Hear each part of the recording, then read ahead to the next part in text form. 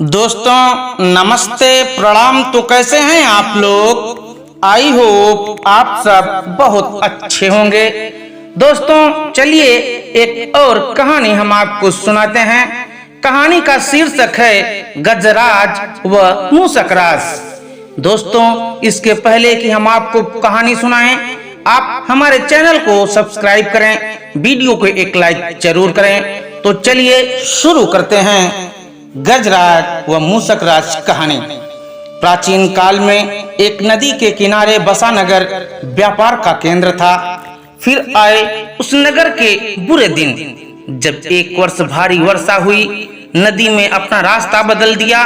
लोगों के लिए पीने का पानी न रहा और देखते ही देखते नगर वीरान हो गया। अब वह जगह केवल चूहों के लायक रह गई। चारों ओर चूहे ही चूहे नजर आने लगे। चूहों का पूरा साम्राज्य ही स्थापित हो गया। चूहों के उस साम्राज्य का राजा बना मूसकराज चूहा। चूहों का भाग्य देखो, उनके बसने के बाद नगर के बाहर जमीन से एक पानी का स्रोत फूट पड़ा और वह एक बड़ा जलाशय बन गया।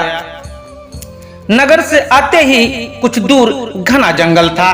जंगल में अनगिनत हाथी रहते थे। उनका राजा गजराज नामक एक विशाल हाथी था।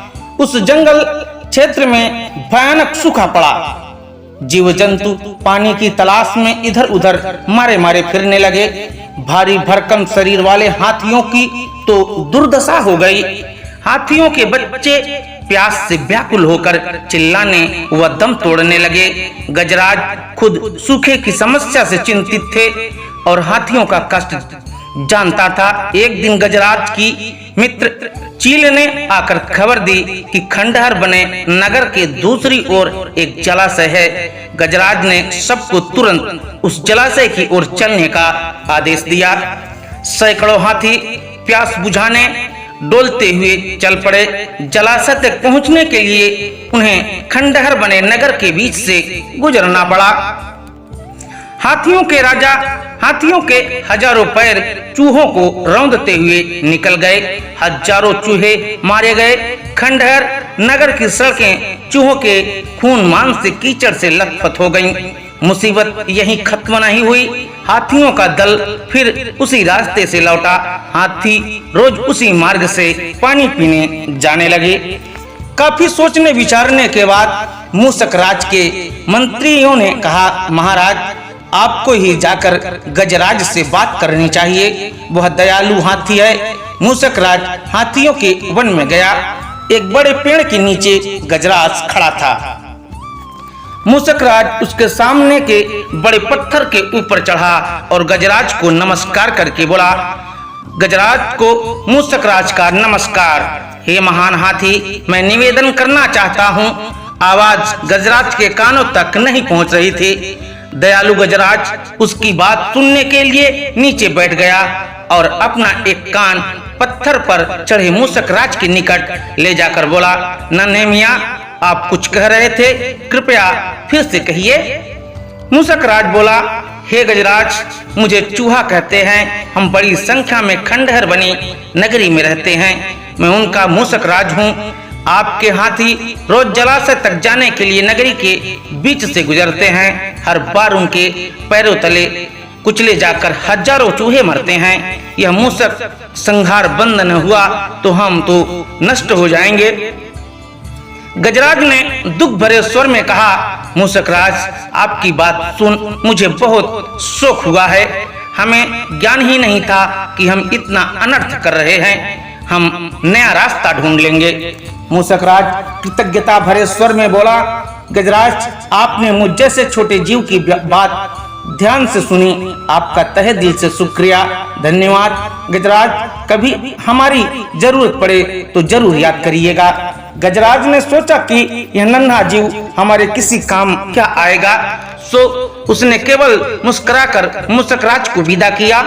कुछ दिन बाद पड़ोसी देश के राजा ने सेना को मजबूत बनाने के लिए उसमें हाथी शामिल करने का निर्णय लिया।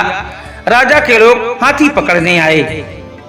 जंगल में आकर वे चुपचाप कई प्रकार के जाल बिछाकर चले जाते हैं। सैकड़ों हाथी पकड़ लिए गए। एक रात हाथियों के पकड़े जाने से चिंतित गजराज जंगल में घूम रहे थे कि उनका पैर सूखी पत्तियों के नीचे छल से दबा कर रखे रस्सी के फंदे में फंस जाता है। जैसे ही गजराज ने पर आगे बढ़ाया, रस्सा कस गया। रस्से का दूसरा सिरा एक पेड़ के मोटे तने से मजबूती के साथ बंधा था। गजराज चिंघाड़ने लगा। उसने अपने सेवकों को पुकारा, लेकिन कोई नहीं आया। कौन फंदे में फंसे हाथी के निकट आएगा? एक युवा जंगली भैंसा गजराज का बहुत आदर सम्मान करता था।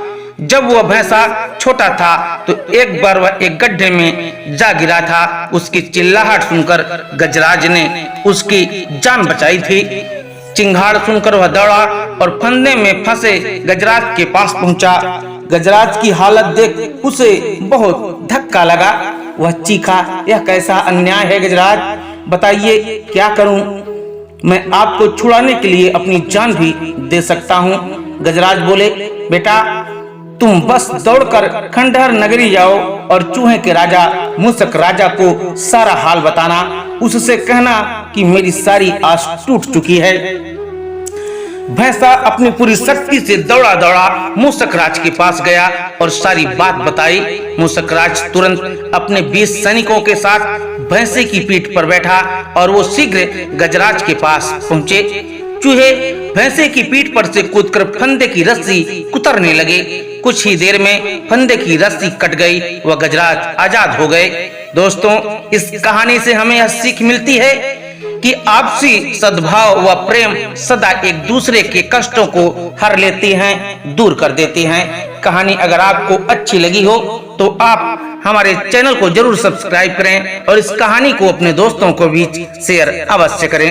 कहानी सुनने के लिए और अपना अमूल्य समय देने के लिए आप सबका तहे दिल से शुक्रिया। धन्यवाद।